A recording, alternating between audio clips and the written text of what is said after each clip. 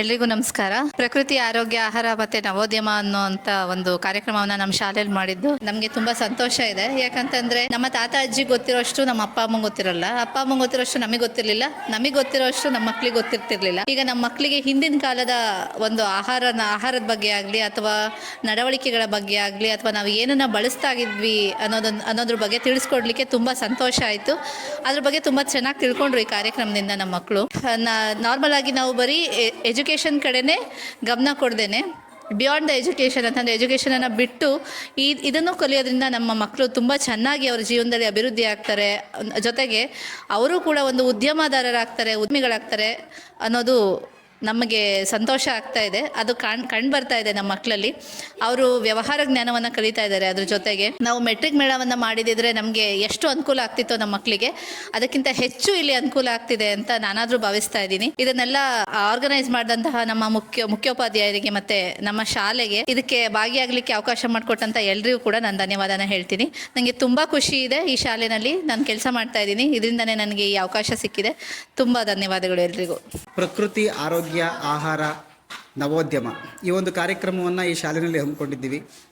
ಈ ಒಂದು ಕಾರ್ಯಕ್ರಮದ ಉದ್ದೇಶ ಏನಪ್ಪ ಅಂತ ಹೇಳಿದ್ರೆ, ನಾವು ಹಳೆ ಕಾಲದಲ್ಲಿ ಏನನ್ನು ಬಳಸ್ತಾ ಇದ್ರು, ಆಹಾರ ತಿಂಡಿ ತಿನಿಸುಗಳು ಏನೇನಿತ್ತು, ಪ್ರಕೃತಿಯನ್ನು ಹೇಗೆ ನಾವು ಟ್ರೀಟ್ ಮಾಡ್ತಾ ಇದ್ವಿ, ಪ್ರಕೃತಿ ನಮ್ಮನ್ನು ಹೇಗೆ ಕಾಪಾಡ್ತಾ ಇತ್ತು, ಇದು ಎಲ್ಲ ವಿಚಾರಗಳು ಈಗಿನ ಕಾಲದ ಮಕ್ಕಳಿಗೆ ಅರಿವಾಗಬೇಕು. ಆ ಒಂದು ಉದ್ದೇಶವನ್ನು ಇಟ್ಕೊಂಡು ಈ ಕಾರ್ಯಕ್ರಮವನ್ನು ರೂಪಿಸ್ಕೊಂಡ್ವಿ. ಹಾಗಾಗಿ ನೀವು ಎಲ್ಲೇ ನೋಡಿದ್ರೂ ಎಲ್ಲ ಕಡೆಯೂ ಕೂಡ ಸಾಂಪ್ರದಾಯಿಕ ಅಡುಗೆಗಳೇ ಕಾಣಿಸ್ತಾ ಇದೆ ನಿಮಗೆ. ಆಗಿನ ಕಾಲದಲ್ಲಿ ಏನನ್ನ ತಿನಿಸುಗಳನ್ನು ಬಳಸ್ತಾ ಇದ್ರು ನಮಗೆ, ಆ ತಿನಿಸುಗಳೇ, ಆ ಪದಾರ್ಥಗಳೇ ನಮಗೆ ಇವತ್ತು ತಿನಿಸುಗಳ ರೂಪದಲ್ಲಿ ಸಿಗ್ತಾ ಇದೆ. ಹಾಗಾಗಿ ಈ ಒಂದು ಉದ್ದೇಶವನ್ನು ಇಟ್ಟುಕೊಂಡು ಇದೆಲ್ಲದೂ ಕೂಡ ಮಕ್ಕಳಿಗೆ ಪರಿಚಯ ಆಗಬೇಕು, ಎಲ್ಲ ಪೋಷಕರಿಗೂ ಕೂಡ ಪರಿಚಯ ಆಗಬೇಕು.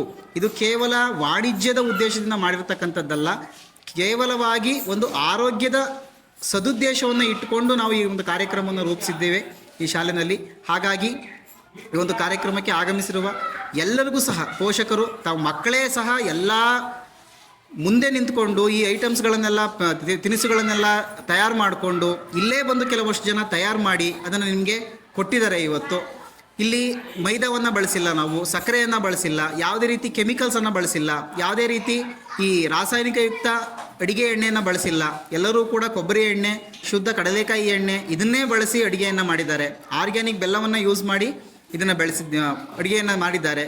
ಈ ಒಂದು ಕಾರ್ಯಕ್ರಮದ ಸದುದ್ದೇಶ ಏನಪ್ಪ ಅಂತ ಹೇಳಿದ್ರೆ, ಈ ಅರಿವು ಎಲ್ಲರಿಗೂ ಮೂಡಬೇಕು, ಆರೋಗ್ಯ ಎಲ್ಲರದೂ ಉತ್ತಮವಾಗಿರಬೇಕು ಅನ್ನೋ ಒಂದು ಉದ್ದೇಶದಿಂದ ಮಾಡಿದ್ವಿ. ಇಲ್ಲಿ ಕೇವಲ ಆಹಾರದಷ್ಟೇ ಅಲ್ಲ, ನೀವು ನೋಡ್ಬೋದು ಸಹಜ ಕೃಷಿಯನ್ನು ಕೂಡ ಇಲ್ಲಿ ತಿಳಿಸೋ ಪ್ರಯತ್ನ ಮಾಡಿದ್ದಾರೆ, ಆಯುರ್ವೇದದ ಮಹತ್ವವನ್ನು ತಿಳಿಸೋ ಪ್ರಯತ್ನ ಮಾಡಿದ್ದಾರೆ, ನ್ಯಾಚುರೋಪತಿಯನ್ನು ತಿಳಿಸೋ ಪ್ರಯತ್ನ ಮಾಡಿದ್ದಾರೆ, ಉತ್ತಮ ಜೀವನವನ್ನು ನಡೆಸೋದು ಹೇಗೆ ಅನ್ನೋ ಒಂದು ಅಂಶವನ್ನು ನಿಮಗೆ ತಿಳಿಸ್ಕೊಡ್ತಾರೆ. ಊಟ ಅಂದರೆ ಬರೀ ತಿನ್ನೋದಲ್ಲ, ಹೊಟ್ಟೆ ತುಂಬಿಸ್ಕೊಳೋದಲ್ಲ, ಅದರಲ್ಲಿ ಏನೇನು ಇರುತ್ತೆ, ಅದನ್ನು ಹೇಗೆಲ್ಲ ಪ್ರಕಾರಗಳನ್ನ ನಾವು ನೋಡ್ಬೋದು, ಎಲ್ಲದನ್ನೂ ಕೂಡ ಒಂದು ಜ್ಞಾನವನ್ನು ಹೆಚ್ಚಿಸುವ ಒಂದು ಕಾರ್ಯಕ್ರಮ ಇದಾಗಿದೆ.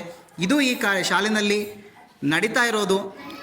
ಪೋಷಕರು, ಮಕ್ಕಳು ಮತ್ತು ಶಿಕ್ಷಕರಾಗಿ ನಮಗೆ ಒಂದು ತುಂಬ ಸಂತೋಷವನ್ನು ತಂದುಕೊಟ್ಟಿದೆ ಅಂತೇಳಿ ಹೇಳ್ಬೋದು. ಎಲ್ರಿಗೂ ನಮಸ್ಕಾರ. ನನ್ನ ಹೆಸರು ಅಭಿಲಾಷ ಅಂತೇಳಿ. ನಮ್ಮ ಶಾಲೆ ಹೆಸರು PMC KPS ನೊಣವಿನಕೆರೆ ಅಂತ. ನಾನು ಈ ಶಾಲೆಯಲ್ಲಿ ಸುಮಾರು 6 ವರ್ಷದಿಂದ ವರ್ಕ್ ಮಾಡ್ತಾ ಇದ್ದೀನಿ.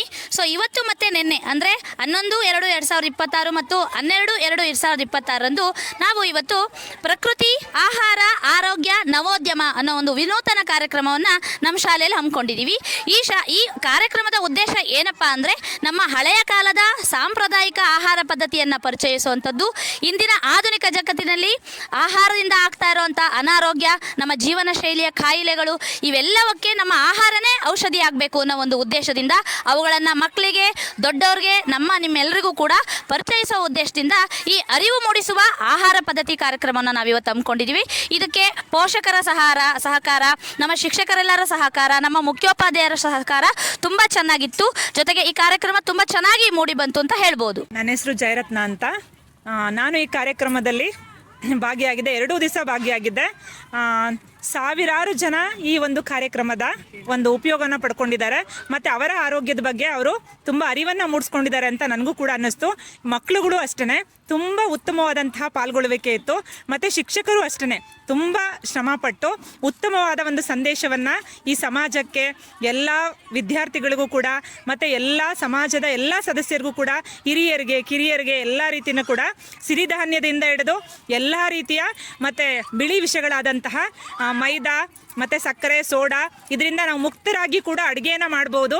ಯಾವ ರೀತಿ ಉತ್ತಮವಾದಂಥ ಆಹಾರವನ್ನು ನಾವು ಸೇವಿಸಬೇಕು, ಅದರಿಂದ ನಮ್ಮ ಆರೋಗ್ಯನ ಯಾವ ರೀತಿ ವೃದ್ಧಿಸ್ಕೋಬೋದು ಅನ್ನೋದನ್ನು ತೋರಿಸುವಂತಹ ಪ್ರತಿಬಿಂಬಿಸುವಂತಹ ಒಂದು ಉತ್ತಮವಾದ ಕಾರ್ಯಕ್ರಮ ಅಂತ ನಾನು ಹೇಳೋದಕ್ಕೆ ಇಷ್ಟಪಡ್ತೀನಿ ಸರ್. KPS ನೊಣವಿನಕೆರೆ ಶಾಲೆಯಲ್ಲಿ ಅತ್ಯುತ್ತಮವಾದಂತಹ ದೇಶೀಯ ಪದ್ಧತಿಗಳ ಬಗ್ಗೆ ಪ್ರಾತ್ಯಕ್ಷಿತೆಗಳನ್ನ ಏರ್ಪಡಿಸಿ ಇದರ ಪೂರ್ಣ ಹೊಣೆಯನ್ನ ಇದರ ಮುಖ್ಯ ಉಪಾಧ್ಯಾಯರಾದಂಥ ಸುರೇಶ್ ಅವರು ತುಂಬಾ ಚೆನ್ನಾಗಿ ಯಶಸ್ವಿಯಾಗಿ ನಡೆಸಿಕೊಟ್ಟಿದ್ದಾರೆ ಮತ್ತು ಎಲ್ಲ ಬಂದಂಥ ಸಾರ್ವಜನಿಕರಿಗೆ ಉತ್ತಮ ಮಾಹಿತಿಯನ್ನು ಸಿಕ್ಕಿದೆ. ಅದಕ್ಕಾಗಿ ಆ ಶಾಲೆಯ ಮುಖ್ಯೋಪಾಧ್ಯಾಯರಿಗೂ ಮತ್ತು ಆಯೋಜಕ ಎಲ್ಲರಿಗೂ ಮತ್ತು ಇಲ್ಲಿಯ ಎಲ್ಲ ಶಿಕ್ಷಕ ಬಂಧುಗಳಿಗೂ ಸಹ ನಾನು ವಂದನೆಗಳನ್ನ ಹೃದಯಪೂರ್ವಕವಾಗಿ ಸಲ್ಲಿಸ್ತಾ ಇದ್ದೇನೆ. ರಾಜಣ್ಣ KM. ನನ್ನ ಹೆಸರು ಪ್ರಕಾಶ್ ಅಂತ, ಡಾಕ್ಟರು, ತಿಪ್ಪೂರಿಂದ ಬಂದಿದ್ದೇನೆ. ಅದ್ಭುತವಾದ ಕಾರ್ಯಕ್ರಮ. ಇಂಥ ಕಾರ್ಯಕ್ರಮ ನನಗೆಲ್ಲೂ ಸಿಕ್ಕಿರಲಿಲ್ಲ. ನಾನು ಲೈಫ್ನಲ್ಲಿ ಫಸ್ಟ್ ಟೈಮ್ ಅಂತ ಹೇಳ್ತಾ ಇದ್ದೀನಿ. ಬಟ್ ಈ ಥರ ಮಕ್ಕಳಿಗೊಂದು ಎಲ್ಲ ಥರದ ನಾಲೆಡ್ಜ್ ಸಿಗ್ತದೆ ಅಂತ ನನಗೆ ತುಂಬ ಖುಷಿ ಆಗ್ತಾ ಇದೆ. ನಮ್ಮ ದೇಶಿ ಪದ್ಧತಿ ಇದನ್ನ ಉಳಿಸಿ ಬೆಳೆಸೋಲ್ಲಿ ನಮ್ಮ ಸುರೇಶ್ ಸರ್ ತುಂಬ ಕಷ್ಟಪಟ್ಟಿದ್ದಾರೆ, ತುಂಬ ಎಫರ್ಟ್ಸ್ ಹಾಕಿದ್ದಾರೆ. ನಮ್ಮ ಯೋಗ ಟೀಮ್ ಪೂರ್ತಿ ನಾವು ಬಂದಿದ್ದೀವಿ ಇಲ್ಲಿ. ತುಂಬ ಖುಷಿ ಆಯ್ತು ಇವತ್ತು. ನೇತಾಜಿ ಯೋಗ ಕೇಂದ್ರ ತಿಪ್ಟೂರು. ನಮಸ್ತೆ. ಇಲ್ಲಿ ಪಬ್ಲಿಕ್ ಸ್ಕೂಲ್ ನೊಣವಿನಕೆರೆ ಇಲ್ಲಿನ ಸ್ಕೂಲಿಂದ ದೇಸಿ ಪದ್ಧತಿ ಬಗ್ಗೆ ತುಂಬ ಚೆನ್ನಾಗಿ ಮಕ್ಕಳು ಸಹ ತುಂಬ ಎಫರ್ಟ್ ಆಗಿ ಮಾಡಿದ್ದಾರೆ. ನಮ್ಮ ಹಿಂದಿಂದೆಲ್ಲ ನೆನಪಾಗಿ ತುಂಬ ಚೆನ್ನಾಗಿದೆ. ಇದೇ ರೀತಿ ನಾವು ಜೀವನದಲ್ಲಿ ಅಳವಡಿಸ್ಕೋಬೇಕು. Thank you. ನಾಟಿ ಅಡುಗೆ ಬಗ್ಗೆ ಹೇಳಿಕೊಟ್ಟ ಇದು ಊಟವನ್ನು ಬಡಿಸಿ ಚೆನ್ನಾಗಿ ಮಾಡಿಕೊಟ್ರು. ಆದರೆ ಇದ್ರ ಬಗ್ಗೆ ನಮಗೂ ಗೊತ್ತಿರಲಿಲ್ಲ. ನಾವು ಉತ್ತರ ಕರ್ನಾಟಕದವರು. ಬಟ್ ಇಲ್ಲಿ ರಾಗಿ ರೊಟ್ಟೆ ಯಾವ ಥರ ಮಾಡ್ತಾರೆ ಅದನ್ನು ತಿನ್ನಿಸ್ಬಿಟ್ಟು ಅದ್ರ ಟೇಸ್ಟು ತೋರಿಸ್ಬಿಟ್ಟು ಆರೋಗ್ಯಕರ ಇರೋರಿಗೆಲ್ಲ ಈ ಥರ ಬೆಳೆಸ್ರಿ ಅಂತ ಚೆನ್ನಾಗಿ ಹೇಳ್ಕೊಟ್ರು. ಇದು ಒಂದು ಅರಿವಿನ ಕಡೆ ಜನ ಸಾಗಲಿ ಅಂತ ಇಷ್ಟಪಡ್ತೀವಿ. ಇದು ತಿಪ್ಟೂರು ತಾಲೂಕಿನ ಇತಿಹಾಸದಲ್ಲಿ ಉಳಿಯತಕ್ಕಂಥ ಈ ಸಂದರ್ಭ. ಏಕೆಂದರೆ ಈಗಿನ ಕಾಲದಲ್ಲಿ ಎಲ್ಲ ರಾಸಾಯನಿಕ ಪದ್ಧತಿಯಲ್ಲಿ ನಾವೆಲ್ಲ ಇದ್ದೀವಿ.